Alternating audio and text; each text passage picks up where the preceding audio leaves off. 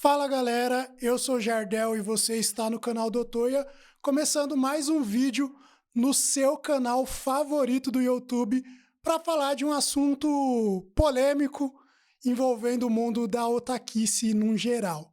No vídeo de hoje eu vou aproveitar que a Sato Company divulgou alguns títulos novos que eles vão trazer para o cinema brasileiro, entre eles o filme live action de Blue Lock, para tratar de um tema cabuloso quando se fala de animes e mangás, que é as adaptações live action.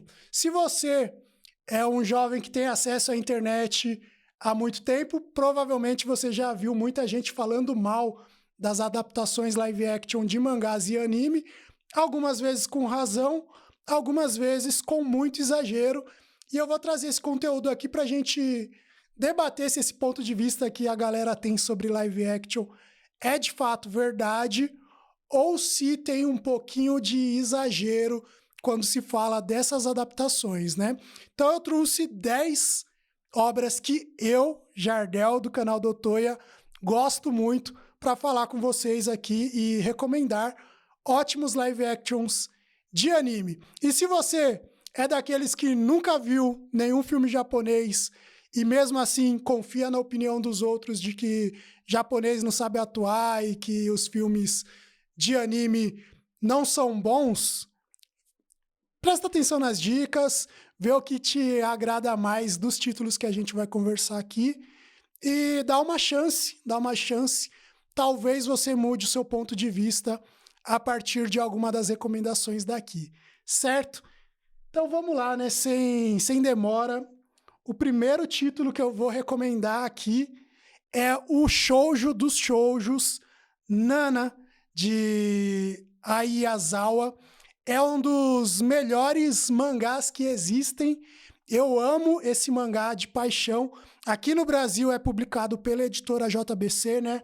Um mangá que conta a história de duas mulheres que se conhecem a caminho de Tóquio e as duas compartilham o mesmo nome, Nana, e elas começam a morar juntas e passar por várias aventuras, várias confusões, várias desilusões amorosas e por aí vai. O live action ele veio antes do anime, né? Então o live action é a primeira adaptação grande que a obra teve e tem como uma das coprotagonistas do filme a Mika Nakashima, que é uma baita cantora, e isso é ótimo para Nana, porque Nana é um mangá que trata da temática musical, né? Então aqui na imagem que vocês estão vendo na tela, a gente tem o Blasto, né? Que é a banda da própria Nana, né? Essa daqui é a Nana, linda, maravilhosa. E a parte musical do live action com a Mika Nakashima interpretando a Nana é sensacional, é surreal de bom. Para além disso, o filme ele consegue retratar muito bem a moda, que é algo muito presente no mangá de Nana, de um jeito bem legal, que tem algumas diferençazinhas com relação ao mangá, mas que funciona muito bem. E esse daqui é um dos títulos que estão nessa lista aqui que eu ouso falar que a adaptação live action é, inclusive, melhor do que a adaptação em anime. Embora eu também goste muito da versão em anime da Nana, né? No caso da parte musical, principalmente, o anime tem na voz da Nana, na parte musical, a Ana Tsuchiya, que é uma cantora que eu também gosto muito. Mas a Mika Nakashima é outro nível interpretando a Nana. Então fica a recomendação. O filme completou 20 anos no ano passado, então a gente está numa época aí de comemorações envolvendo esse título. Ele foi lançado lá na gringa com legendas em inglês. Espero que chegue aqui no Brasil também, né, nos cinemas, se possível, mas acho difícil, né, acho difícil. Mas fica aí a dica, né? Nana é a primeira recomendação. E já vou mudar de demografia, porque muita gente, quando ousam falar que live actions japoneses são bons, já vem com o argumento, né, de que fazer dorama é fácil, né, adaptar shoujo é fácil, então vai ter muito shonen aqui na lista e eu já vou começar com Tokyo Revengers, né, que é um dos títulos mais populares que a gente tem dos mangás de delinquentes nos últimos anos e que ganhou uma versão live action que também é muito competente, é muito boa, tanto quanto o anime, né? No caso de Tokyo Revengers live action, é uma obra que eu tenho muito interesse por ela, porque eu gosto da temática de delinquentes juvenis japoneses, eu gosto de filme de ação japonês, né? Eu gosto de filmes de artes marciais, eu gosto da temática que a obra aborda. E aqui, no live action, essa temática ganha algumas camadas, porque muita gente que conhece a cultura japonesa apenas por conta dos mangás e animes não presta muita atenção no que existe no cinema e na TV japonesa no geral. E alguns subgêneros que são comuns nas obras de mangá e anime também são comuns e às vezes até mais comuns no cinema live action japonês e na TV japonesa. E um desses segmentos são os filmes de delinquentes, né? O Japão, ele tem um grande histórico de cinema com essa temática, de TV com essa temática, né? E aí na TV, né, tem obras icônicas que até aqui no Brasil são famosas, como é o caso, por exemplo, do Sukeban Deka, né? Que na galera da Tokunet essa obra atingiu de certa forma. E Tokyo Revengers é uma obra que tem uma aura por trás dela nostálgica, e isso, quando é transportado para o live action, ganha uma camada meio metalinguística, porque é um filme de delinquentes falando sobre uma nostalgia da delinquência juvenil japonesa, e isso faz parte também de uma história do cinema japonês e de como que o cinema japonês se comportou com essas obras no passar das décadas. E isso tudo está presente no filme de um jeito bem interessante, né? Então é um filme que, para além de ser uma boa adaptação do mangá, ele é um filme sobre memória, e ele é um filme que consegue condensar muito bem uma mensagem por trás de Tokyo Revenger, né? Então ele tem uma moral da história ali na história do filme que é muito bem construída e que rima muito com essa temática de delinquência juvenil, né? E traduz muito bem toda a essência de Tokyo Revengers, né? A essência temática de Tokyo Revengers de um jeito surreal.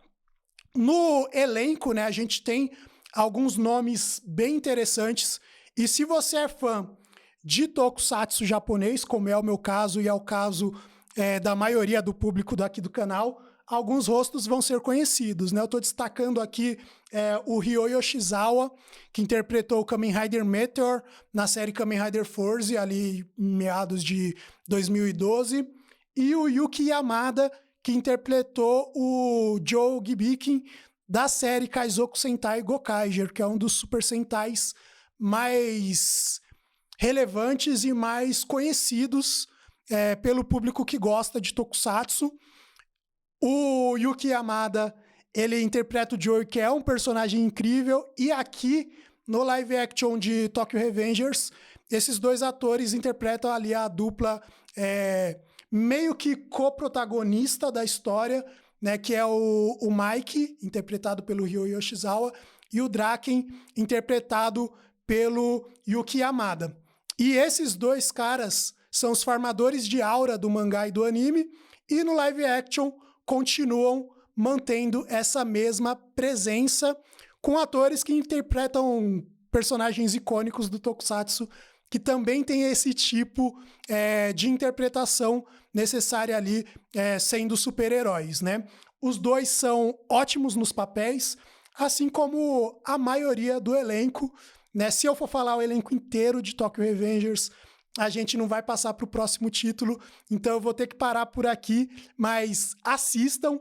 Esse filme está disponível aqui no Brasil de forma oficial, tem para assistir na Prime Video, tem para assistir para quem é membro no clube de membros da Tokusatsu, e vai chegar também no canal Anime Sato no YouTube de forma gratuita aí em breve, né? Então aguardem aí para quem quiser ver de graça, mas quem tiver acesso aí ou ao Prime Video ou ao clube de membros da Tokusatsu, já dá para ir lá dar uma conferida nesse filme. E você que gosta de Tokusatsu, faz muito sentido você assistir o filme para acompanhar, né, esses atores legais de Tokusatsu em outros papéis. O terceiro título, aqui eu vou entrar numa polêmica, porque é um título que já ganhou algumas adaptações para live action, e agora, em 2026, esse título está ganhando relevância aqui no Brasil para quem acompanha mangá e anime. Então eu acho que é legal a gente trazer para fazer esse paralelo aí do que veio primeiro e o que foi a melhor adaptação, o que fez mais sucesso, né? Hana-Kimi, né? Hanazakari no Kimitatie.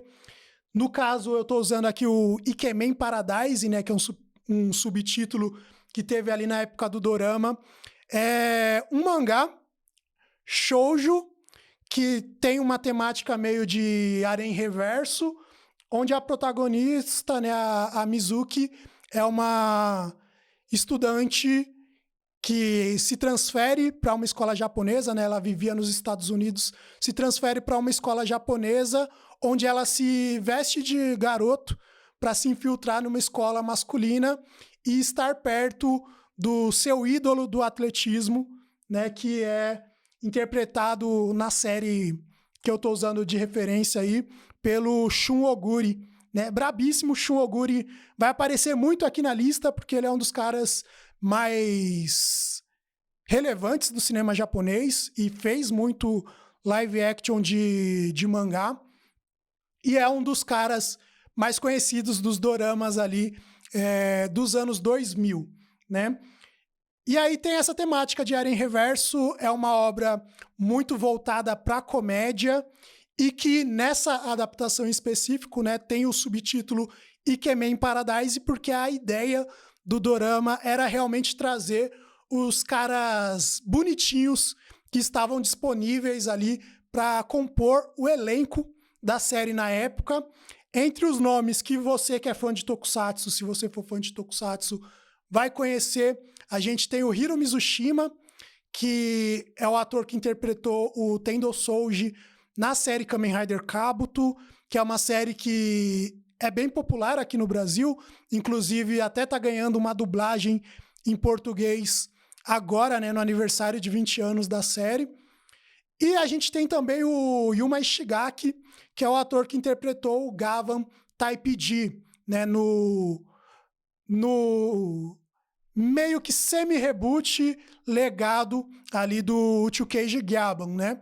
E esses dois tokusatsu são interessantes de ser comentados porque estão ganhando uma certa visibilidade aqui no Brasil. O Gavan, porque esse ano estreou uma nova versão do Gavan com Gavan Infinity. O Kabuto, porque está ganhando a versão dublada.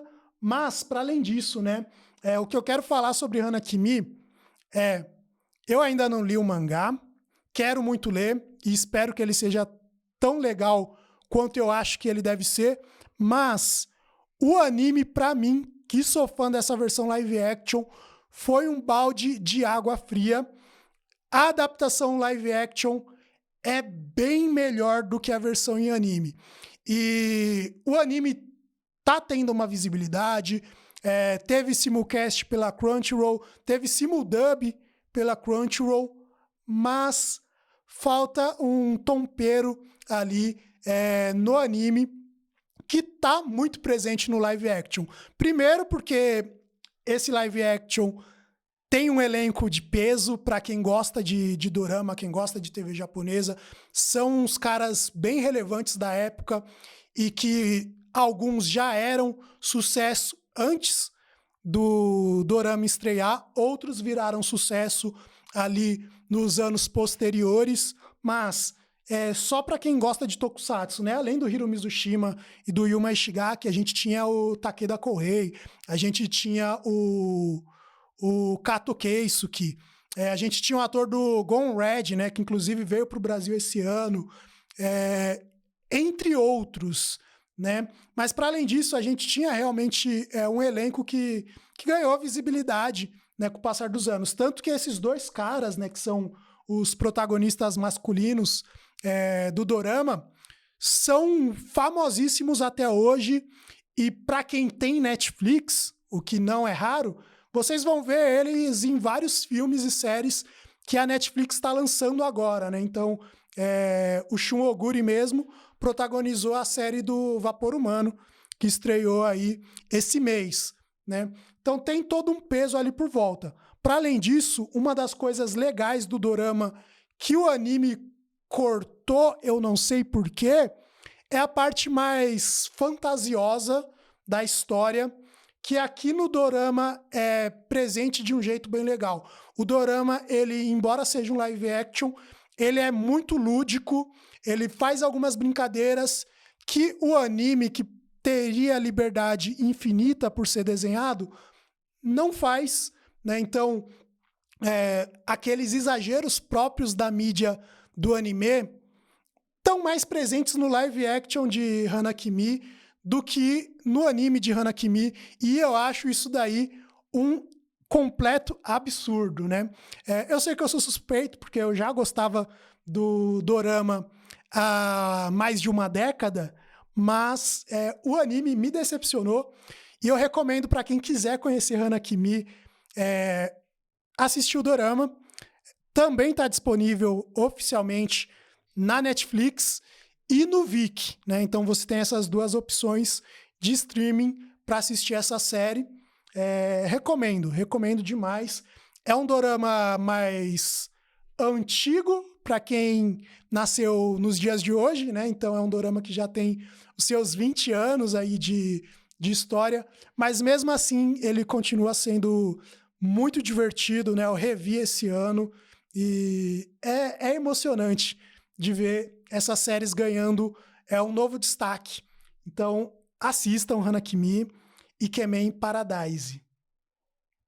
Voltando para coisas de lutinha, para vocês não falarem que não tem anime de porrada aqui na lista, Terraformers é uma adaptação de um mangá que eu não sei se é seinen ou se é shoujo, ou se é shonen, melhor dizendo, mas é um mangá no estilo shonen de lutinha, né, com poderzinho e tudo mais, e que ganhou um filme live action dirigido pelo Takashi Miike, o brabo, né? Aí na imagem tem o Shun Oguri de novo, né? Eu falei que ele ia aparecer muito e vai. Tem também a Tautsuchiya, que também vai aparecer outra vez aqui na lista, porque tem um live action com ela, que é o que provou que live action de mangá dá certo, né? Inclusive para Netflix.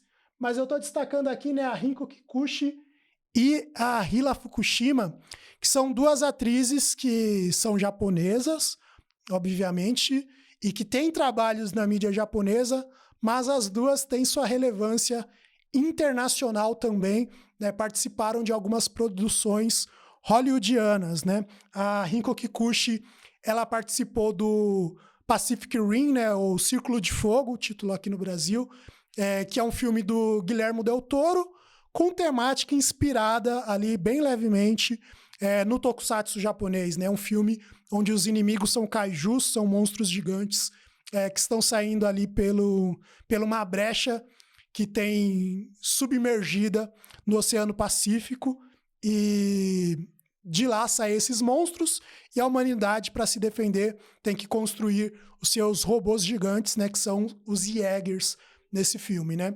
A Rinko Kikuchi é a coprotagonista do primeiro filme, está presente também no segundo filme, mas o segundo filme há controvérsias, tem muita gente que não gosta, né? E a Hila Fukushima, eu trouxe ela aqui no destaque do elenco, porque esse ano está estreando Ultraman Tel, e ela está no elenco, né, de uma série tradicional de tokusatsu, mas muita gente comentou quando saiu o anúncio de Tel, falando que, ó, ela apareceu em série da DC e filme da Marvel, né? Porque ela participou do filme Wolverine Imortal, né? E ela também participou da série Arrow, né? Ali do Arrowverse, interpretando a Katana, né? Que é uma personagem aí não tão icônica, mas uma personagem da hora do universo DC. Essas duas mulheres aí conhecidas por trabalhos em Hollywood também têm a sua carreira japonesa e estão nesse filmaço do Takashi Miike, né, Terraformers.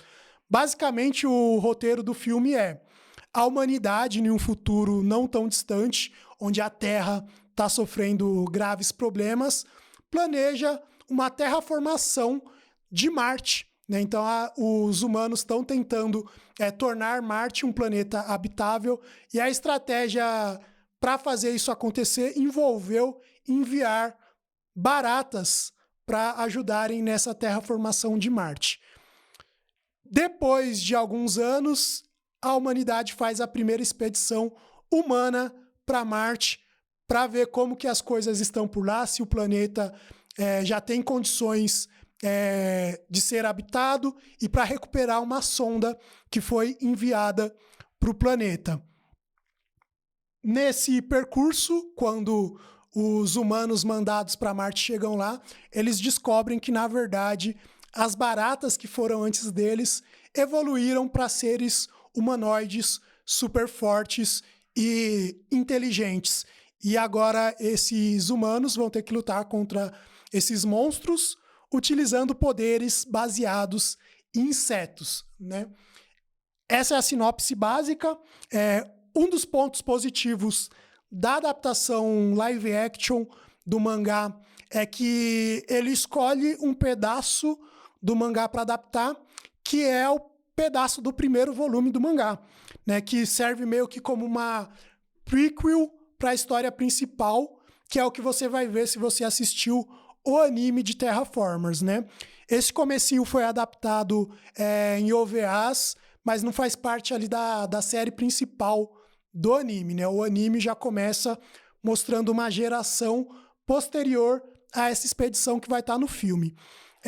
As adaptações que o filme faz, mudando coisas do mangá, são pontuais e têm os seus motivos, né? Tanto seus motivos de RH, por ser um filme japonês e o elenco ser majoritariamente composto por atores japoneses, né, quanto por questões estéticas, por conta de quem é o diretor do filme e pelo que o diretor do filme é conhecido, mas na parte de fidelidade ao material do mangá e na parte de ser uma adaptação de uma história no estilo shonen de lutinha com poderzinho, o filme é extremamente maneiro.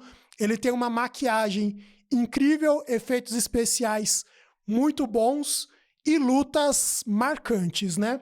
No elenco, a gente tem o ator que fez um live action do Ippo também, né? Então, as cenas de ação são espetaculares, né? São espetaculares. Assistam Terraformers. Foi lançado aqui no Brasil, teve até dublagem em português. Vocês muito provavelmente vão achar em algum streaming aí pela internet afora.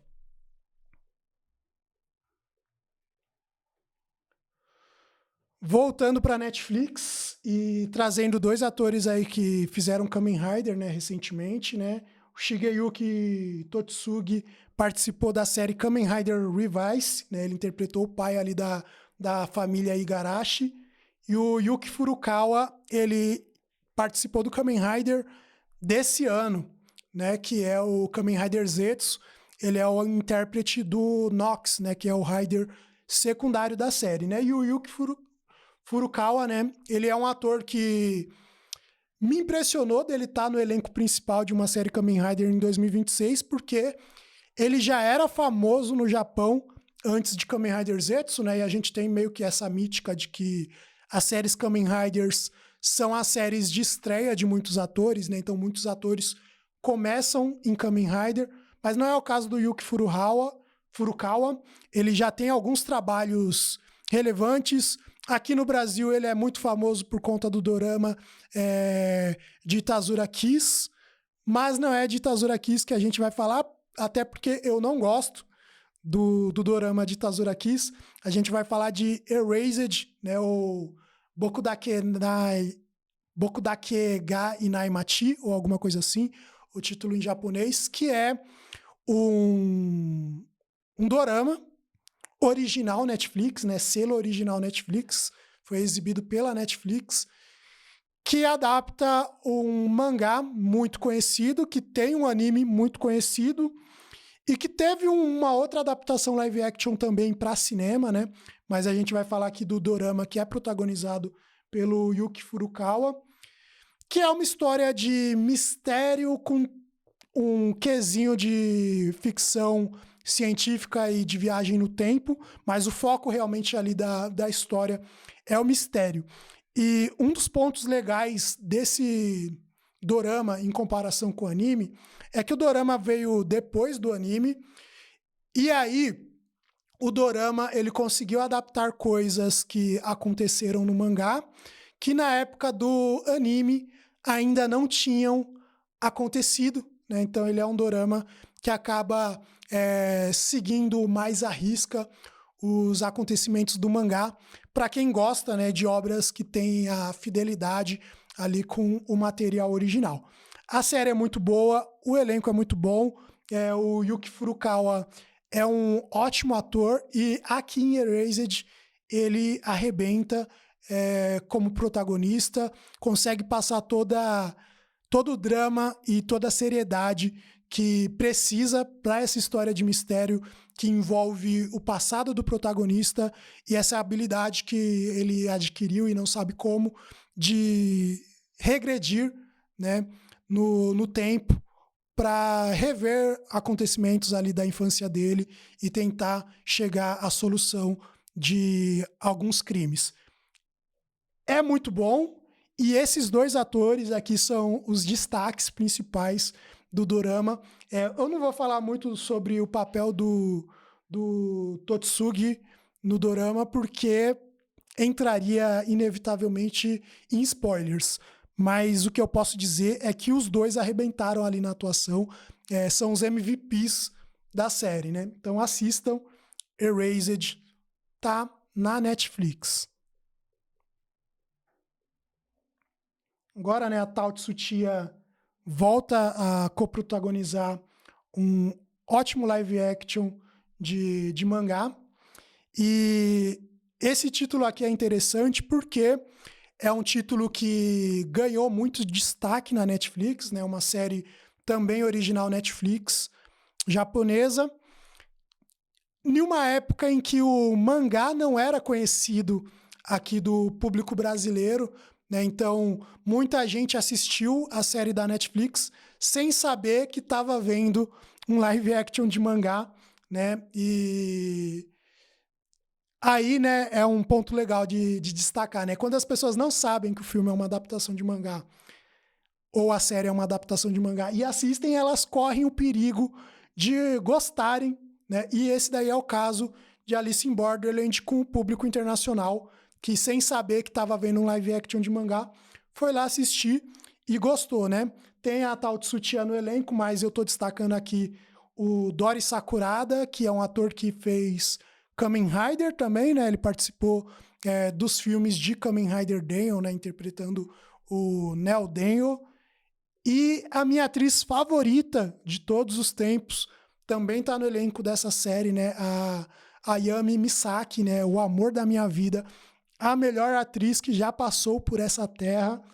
Ela tá nessa série interpretando uma personagem que fica conosco por pouco tempo, né? Ali na série, mas tem o seu destaque, tem os seus momentos e é marcante, né? Então, a Ayami Misaki, maravilhosa no papel ali da Saori Shibuki. E Alice in Borderland foi lançado, né, o live action num momento bem interessante, porque ele é um mangá que tem uma temática de Battle Royale, podemos dizer assim, né? Tem uma inspiração no filme Battle Royale, né? Filme japonês também de muito sucesso, um dos filmes japoneses, inclusive, mais exportados e que mais foi homenageado, né, no cinema, tanto no Japão quanto internacionalmente.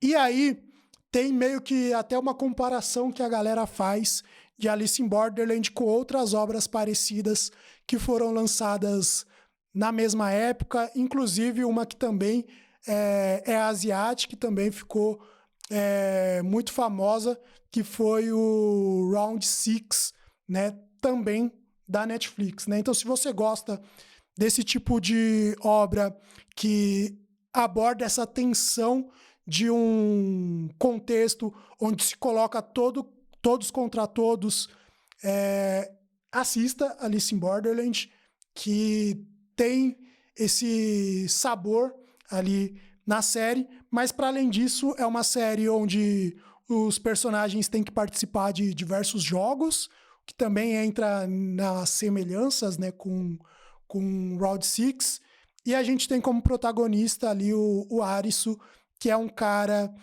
que tem um certo talento para resolver problemas, e ele meio que vai ser o personagem principal ali na maioria dos casos ali dentro do dorama. Eu gosto mais do live action do que do mangá, porque as mudanças que o live action fez funcionam para mim, né? Porque o mangá ele tem aquela essência de shonen, então os protagonistas são mais novos no mangá do que no live action, né? No live action eles aumentaram ali a idade dos personagens principais ali do começo do mangá, né? Do Arisu e dos amigos dele. E isso daí faz um sentido para alguns temas que a obra vai pincelar e traz ela mais para a realidade do contexto japonês da época onde ela foi lançada e acaba tendo alguns temas que no mangá são jogados e não são bem utilizados. O dorama ele consegue fazer um pouquinho melhor, né? Para além disso, é uma série muito boa na parte da resolução dos conflitos e, com o passar das temporadas, acaba ganhando um destaquezinho ali também para ação, que é muito bem feita, e é uma super produção japonesa em um nível que eu acho que a maioria das pessoas não espera de uma produção japonesa, né? Então, eu gosto muito dessa série. É uma das minhas séries favoritas no geral, né? E da Netflix, dos live actions originais Netflix, é a minha obra favorita, né? Então, assistam Alice in Borderland, vale muito a pena. O elenco é muito bom. E as duas primeiras temporadas são perfeitas, né? A terceira ainda é boa, mas tem uma quedinha, né? Tem uma quedinha, mas ainda continua sendo boa, né? E eu espero que demorem para fazer algo relacionado a Alice in Borderland. A terceira temporada termina com o cliffhanger que está sendo muito utilizado pela Netflix, que é sugerir que a obra vai ganhar uma continuação que não é continuação. Isso daí eu não gostei, mas no geral é uma série muito boa, recomendo demais, e é talvez o melhor dos recomendados de hoje, né? E aí, continuando, né, falando de dramas asiáticos, né, eu vou colocar aqui um K-drama, né, que é o Parasite The Grey, que é uma adaptação do mangá Parasite, que é um mangá bem conhecido e que tem a adaptação tanto para anime quanto outra adaptação em live action, né? O diferencial que vai ter do Parasite The Grey para as outras obras que eu coloquei aqui na lista é que ele é a única obra que não é uma adaptação japonesa, né? Ele é uma série coreana, olha só, né? E daria para fazer uma lista só de live actions coreanos baseados em mangás japoneses, tá, gente? Porque muita gente até tenta fomentar essa rixa entre o K-drama e o dorama, entre os K-drameiros recentes aí que começaram a assistir as coisas pela Netflix e a galera mais das antigas que chama K-drama de dorama. Mas é algo bem comum, tá? Aconteceu muitas vezes de obras coreanas serem feitas adaptando obras japonesas, né? Um exemplo classicaço que não tá na lista, mas fica a menção honrosa porque poderia estar na lista, é o Old Boy, né, coreano, que é um filme ali excelente, mas eu não quis colocar aqui na lista porque já tem vídeo de eu falando de Old Boy. Então, se você quiser conferir eu falando de Old Boy, procura aí no canal o vídeo onde eu falo desse live action coreano, né? Mas o Parasite The Grey, né?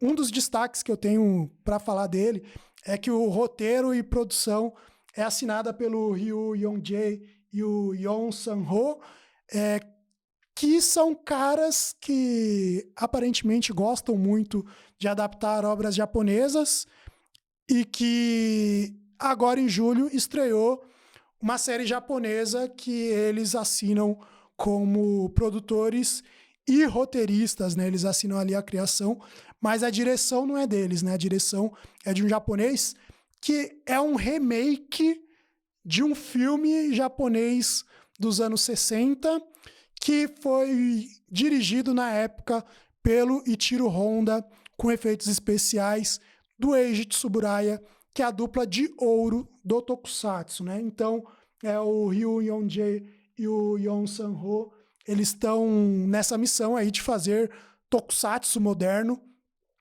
e adaptar obras japonesas, né? Parasite The Grey tem como um dos pontos-chave na escolha do roteiro, né? Uma escolha consciente do roteiro, o fato de que é uma obra que se passa na Coreia e que não se propõe a seguir os acontecimentos do mangá, né? Ele é uma história original, adaptando os conceitos do mangá para uma realidade coreana. E aí, no final do dorama, tem o cliffhanger que a Netflix está fazendo em todas as obras internacionais, né? E com internacionais entende-se por não estadunidenses da empresa, que é o cliffhanger de falar, a gente fez essa série na Coreia, ou no Japão, ou no Brasil, ou em qualquer lugar, mas a gente vai fazer versões em outros países algum dia, se a gente conseguir, porque a gente quer farmar muita grana em volta desse título, né? Então, o final do K-drama faz esse cliffhanger que liga com o mangá, né? Ou com anime, ou com filme live action, se você preferir, porque eles apresentam ali um personagem japonês entrando na história ali, né? No finalzinho ali, meio que quase como que uma cena pós-créditos da Marvel, né?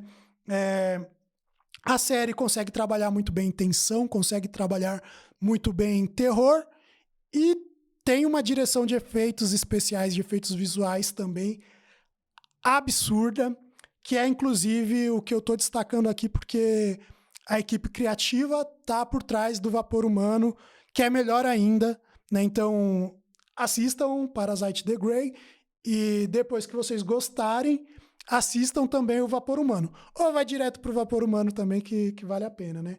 Mas fica aqui, né, uma recomendação de uma obra que adapta um mangá japonês, mas não é uma obra japonesa, né?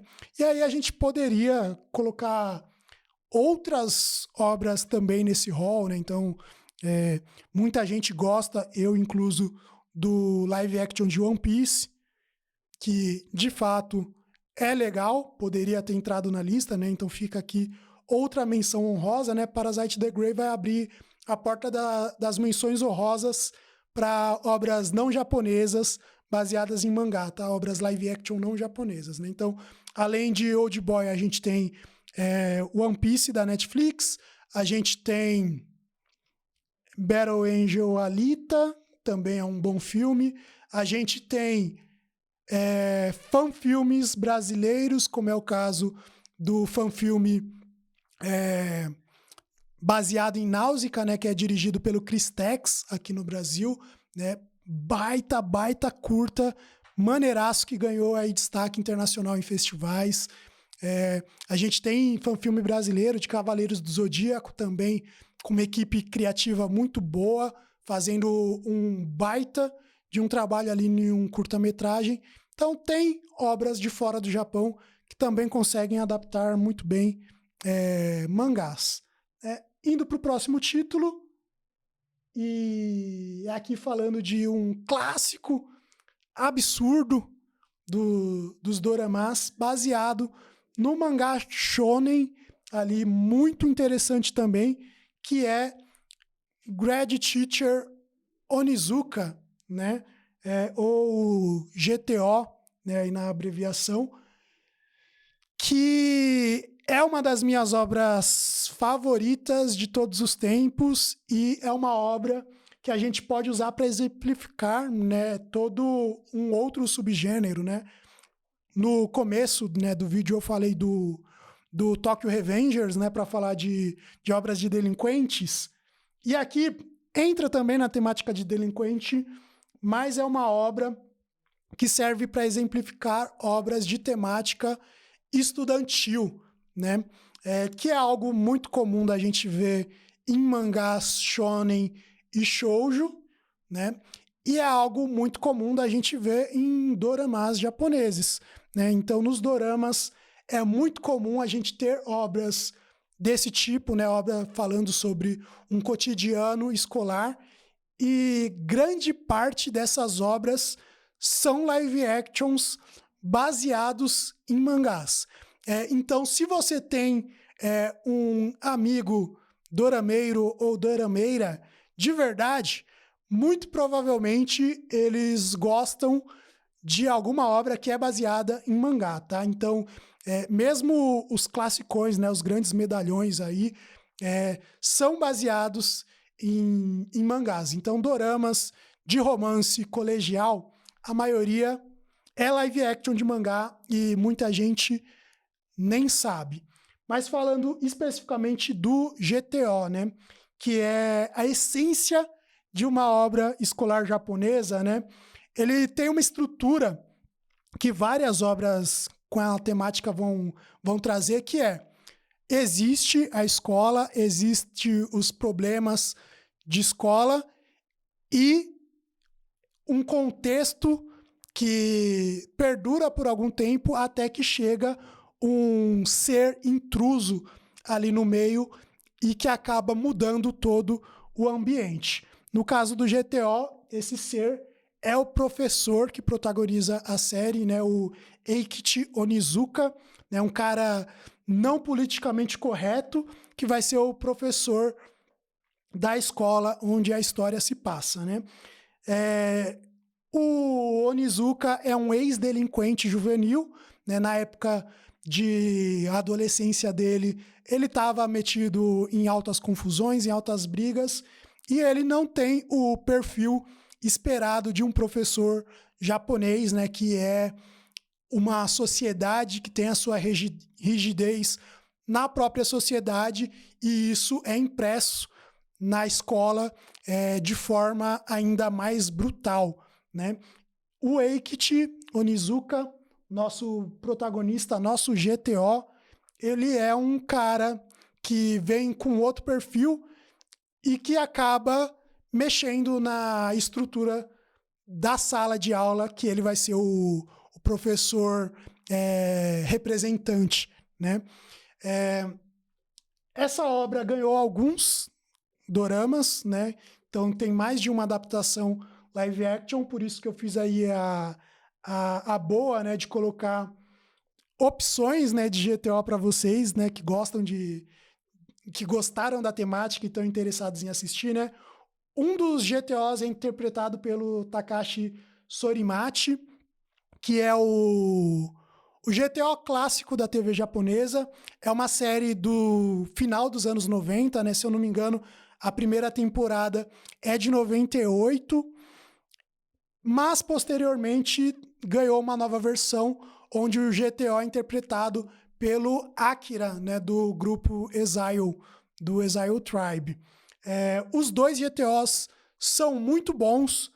Muita gente tem mais apelo com o GTO dos anos 90 e, de fato, é uma baita série. O meu primeiro contato com GTO foi na segunda versão, né, na versão de 2012, se eu não me engano, que é do Akira. As duas obras são bem legais, as duas obras conseguem adaptar o mangá de um jeito interessante, mas com diferenças pontuais. Nenhuma das duas segue 100% o mangá, porque isso é impossível para uma série live action que não quer ter problemas jurídicos, porque o mangá, o Onizuka é mais politicamente incorreto do que o permitido para um dorama, né? Então, inclusive o mangá também é muito bom, tá, gente? O mangá aqui no Brasil foi publicado pela editora New Pop, para quem quiser conferir. Eu acho que tá fácil de comprar.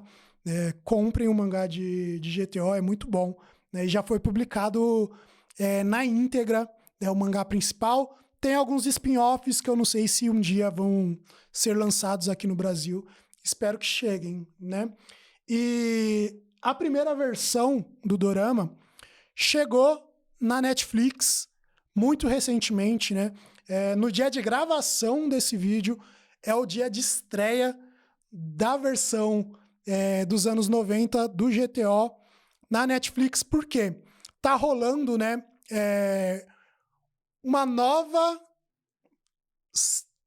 temporada, podemos dizer assim, entre muitas aspas, desse GTO dos anos 90, né? O protagonista, né, o ator que interpretou o GTO na série de 98 voltou agora em 2026 e está estreando um novo dorama do GTO, né? Aí quase 30 anos depois da estreia da primeira série.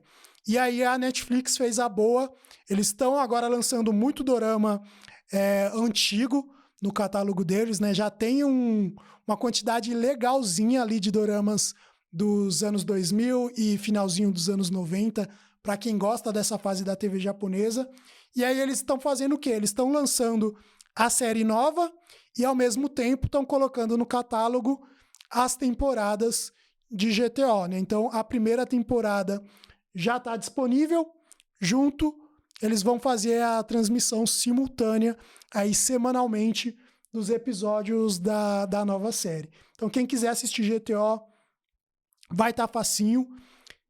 Eu amo GTO, acho que é uma ótima obra com essa temática escolar japonesa e consegue imprimir muito bem o tema central dessas obras e o que elas querem colocar como mensagem principal, né? Então, se você tem interesse por obras que abordam educação, GTO eu acho que é uma obra legal de você ver.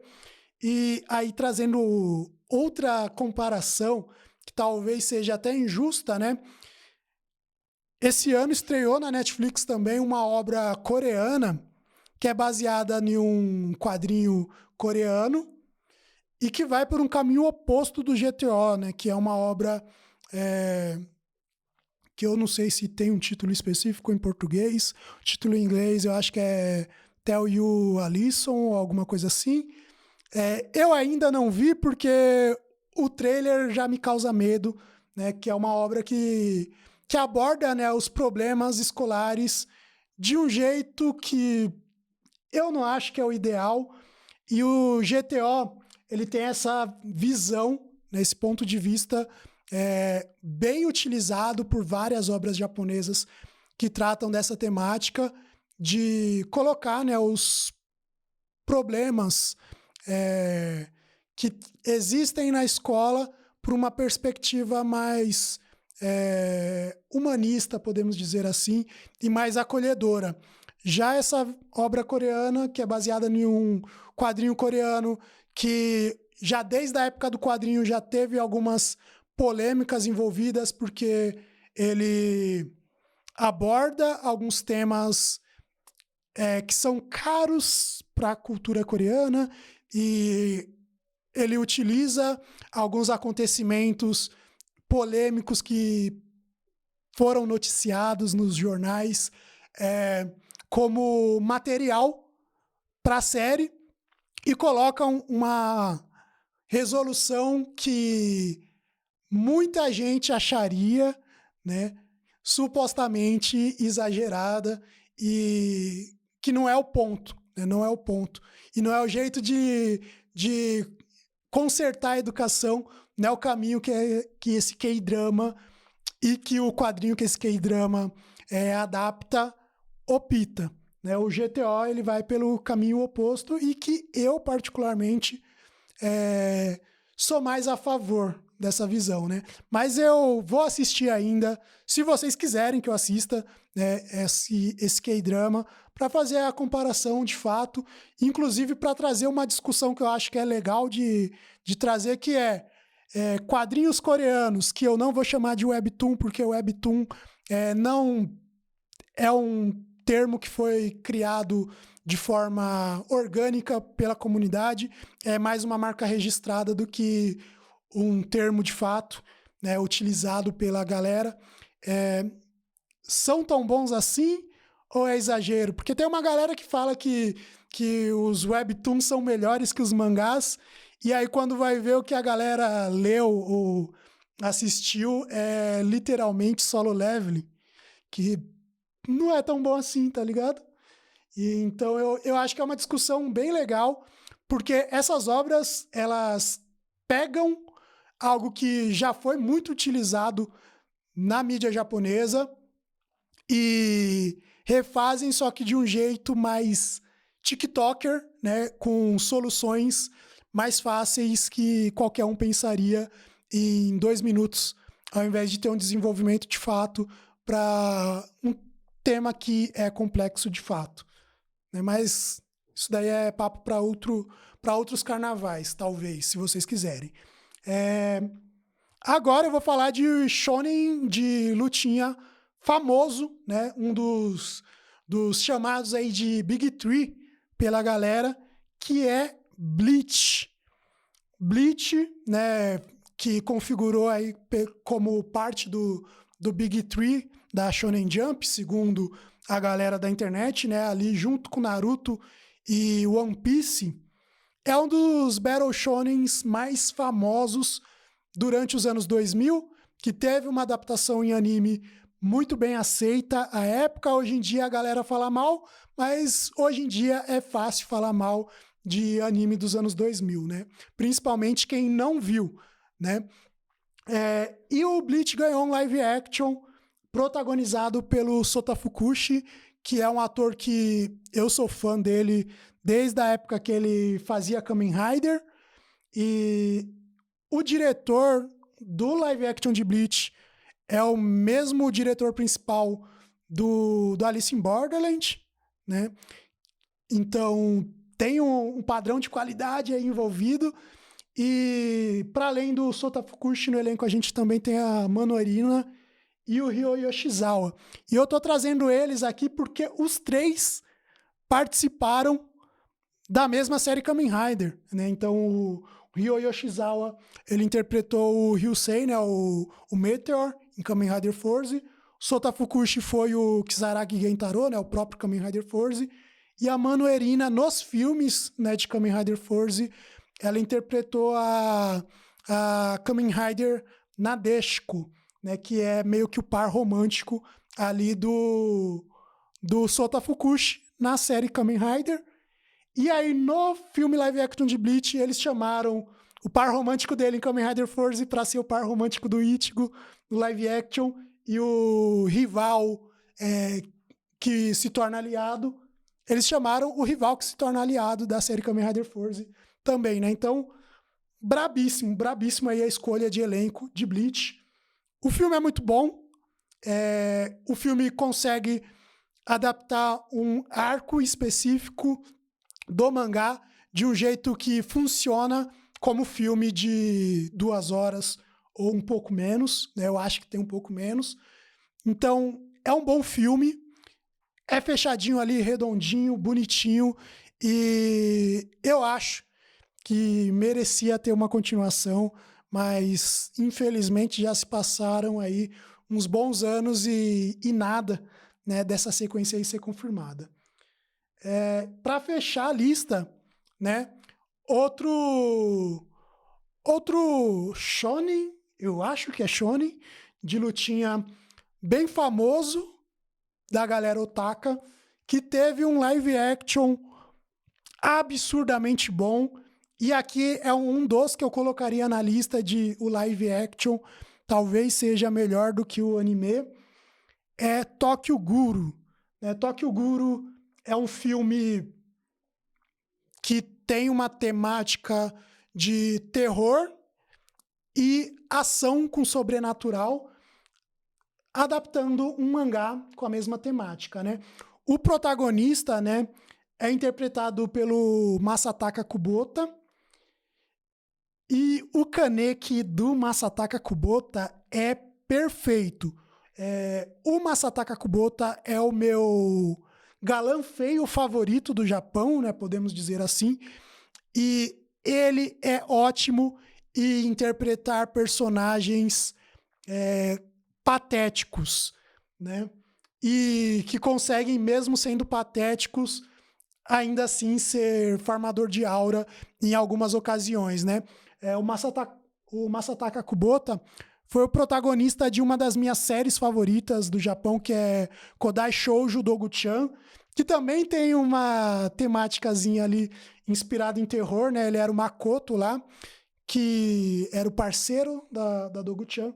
Mas aqui, como Kaneki, o cara é perfeito no papel, né? Ele consegue passar toda aquela fragilidade que o protagonista tem, como um ser humano que se transforma em um monstro, né? Todas as questões em volta do drama disso funcionam muito bem com Masataka Kubota sendo esse protagonista. E quando ele tem que virar a chavinha, né, e se tornar o protagonista de shonen que vai ir para a luta, continua sendo algo que faz muito sucesso. Que faz muito sentido e que funciona, né? Então eu acho que esse live action é perfeito na escolha do protagonista, funciona muito bem, né? No elenco também tem a Fumika Shimizu, né? Que é outra atriz que também participou de Kamen Rider Force e que depois do live action de Tokyo Ghoul, ela mudou de nome e entrou para uma seita e parou de trabalhar em projetos comerciais normais para só atuar em filmes relacionados com a seita que ela entrou, né? E por conta disso ela não está na sequência, né, do live action de Tokyo Ghoul, né, que inclusive não está aqui na lista.